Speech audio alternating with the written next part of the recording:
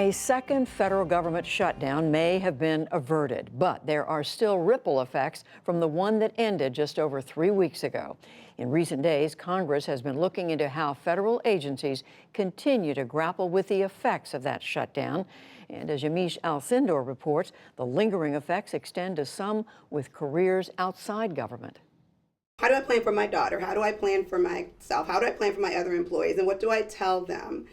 Weeks ago, the government shutdown ended, but LaWanna Russell is still feeling its impact. Her consulting company's main clients are federal agencies. The 35-day ordeal hit her business hard. It left Russell feeling uncertain about the future. For some people, it was only 35 days. For me, it was 35 days of revenue that we won't get back again, right? And 35 days of, I had, as a small business, you're always planning, for next year, I want to be able to hire this person, or I want to be able to do this to make the company better. Well, no, because we don't know how revenue is going to be. Congress spent last week trying to figure out the scope of the shutdown's impact. One hearing looked at programs funded by the Department of Housing and Urban Development. Domestic violence shelters attempting to secure HUD funding were locked out of the system. So why were they not able to access that? Another hearing analyzed the Federal Aviation Administration. There's aircraft certification that didn't happen. There's pilot certificates that didn't happen. And that continues to add to the frustration. And if our inspectors are, and we've had a few already say, we're leaving, we're going back to industry, it's going to be a shortfall of staffing. And then with the academy being shut down, you can't train new inspectors. So it's a compounding problem. The shutdown had far-reaching impacts. Immigration courts, already backlogged, got even further behind. Judges say for cases already on the docket, that could add years of waiting. Inspections of power plants and oil refineries by the Environmental Protection Agency were also put on hold. Trees and wildlife at national parks, like Joshua Tree in California, were damaged, some beyond repair. After weeks of talks, Congress and the president reached a compromise to avoid another shutdown.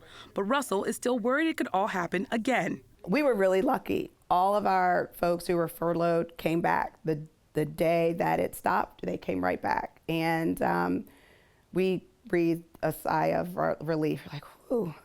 But if this happens again, I would, right? It's the logical thing to do, to say, you know what, this just isn't the right place for me. This isn't stable. I need some financial security and stability for my family. I need to find something else. Still, Russell feels an out-of-touch Congress could mean an unstable future. For a broader look at the after effects across the government, I'm joined by Max Stier. He has a nonprofit Partnership for Public Service. It focuses on issues affecting government operations and federal personnel. Thank you so much for being here. Now, last week, there was lots of celebrations because there was a government shutdown averted, but there are still impacts from the longest shutdown in history, that 35-day ordeal. Can you walk me through what you think are the biggest and longest lasting impacts of the last government shutdown on workers? You are correct that we didn't get a second shutdown, but we still have the impact of that very long shutdown, longest ever, that will be with us ultimately for years to come. And bluntly, we have the possibility of future shutdowns, whether it's September 30th at the end of this fiscal year or beyond.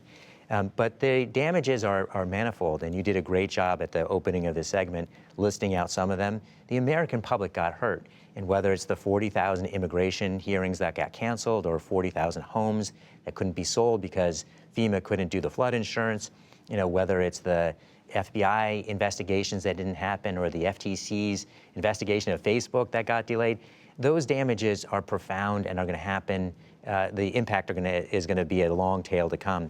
You also have a very real damage to the workforce itself. You had 800,000 people who were put in an awful situation.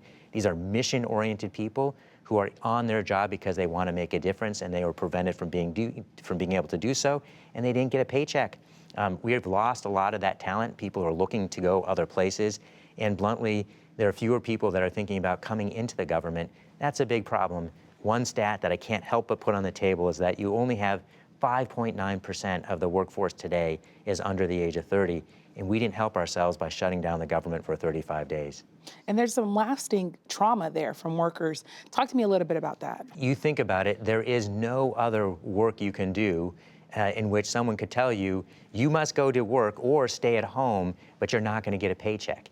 And these are really essential people. Our government, at the end of the day, is our one tool for collective action that has the imprimatur of the public and taxpayer resources behind it. So when you shut down our government, you are burning down your own house. I mean, literally, no foreign adversary could do this to us. We've done it to ourselves. And the Congressional Budget Office says the U.S. economy permanently lost $3 billion. Now, Larry Kudlow, who is a top economic advisor at the White House, he says that the shutdown was a glitch. What do you make of those two assessments? It's no glitch. There was real damage. CBO says $3 billion. My bet is that there's actually a lot more damage than just that. When you think about, again, the cost to the people inside government, the cost to the ability of government to get the right people in seat to do all these different jobs, that's going to be a tale that we're going to feel for years to come. IRS is talking about months, if not years, of work that they're going to have to do to catch up. I mean, this was a devastating blow. And what's really important here is it did not go away. Yes, we averted another shutdown right now, but what we didn't do is solve the problem of shutdowns going forward. And that's what we need to see happen. The news of the day has changed. The damage of the shutdown has not. And we will face this again and again and again if we don't deal with the underlying budget issues that are really at stake here. And there are some people who think the pain of shutdowns is a necessary cost because people need to feel the pain in order for there to be political compromise. What do you make of that? I think it's a crazy argument. Again, I may use the metaphor of burning down your own house. You ought to know that you take care of your house without having to burn it down in order to understand that lesson. There are some very simple near-term fixes that could be done. An example would be to say that if the Congress and the President can't get their work done and get actual budgets and appropriations done, that the default is a continuing resolution, not a shutdown. Another example would be that they should not get paid, and the federal workforce should. Those are all things that could be changed, that should be changed, and I hope that Congress will do that in the near here and now. Well, Max Stier, thank you so much for joining us. Thank you so much.